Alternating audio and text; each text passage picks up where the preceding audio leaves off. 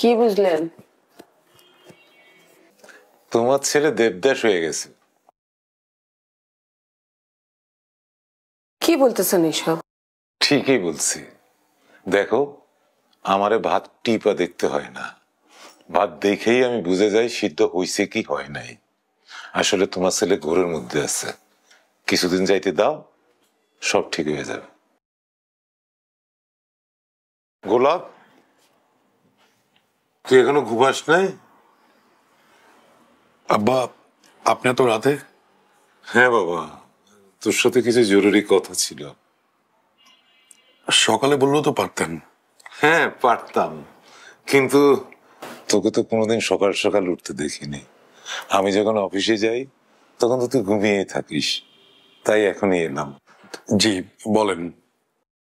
তোর মা বললো তুই নাকি খাওয়া দাওয়া ছেড়ে দিয়েছিস।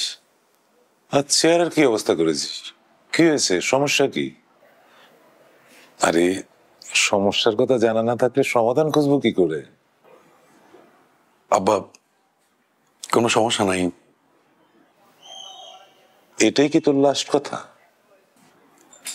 মানে? মানে তোর কোনো সমস্যা নেই? না, নাই। ঠিক আছে, তোর কথা আমি মেনে নিলাম, কিন্তু আমারও যে একটা লাস্ট কথা আছে। কি লাস্ট কথা আব্বা? তোর কারণে আমরা যাতে কোনো সমস্যায় না পড়ি, কথাটা মনে রাখিস।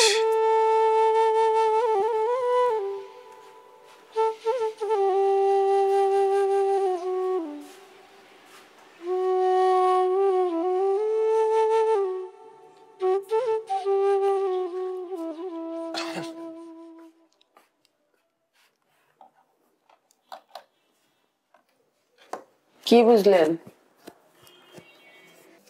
তোমার ছেলে দেবদাস হয়ে গেছে। কি বলতেছেন এসব? ঠিকই বলছি। দেখো, আমারে ভাত টিপা দেখতে হয় না, ভাত দেখেই আমি বুঝে যাই সিদ্ধ হইছে কি হয় নাই। আসলে তোমার ছেলে ঘোরের মধ্যে আছে, কিছুদিন যাইতে দাও, সব ঠিক হয়ে যাবে।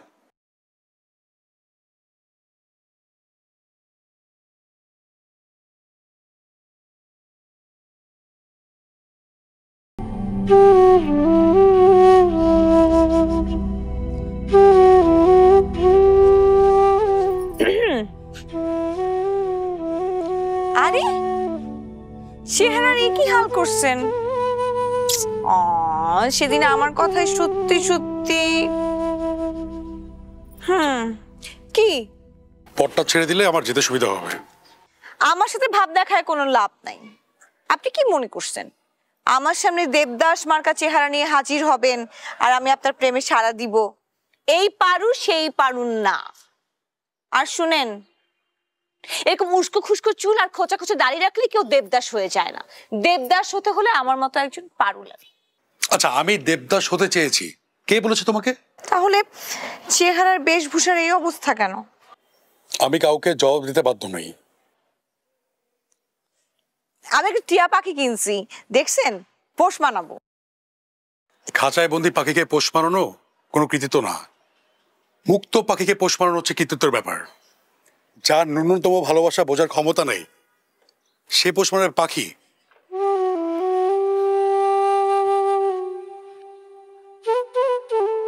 কি বললো?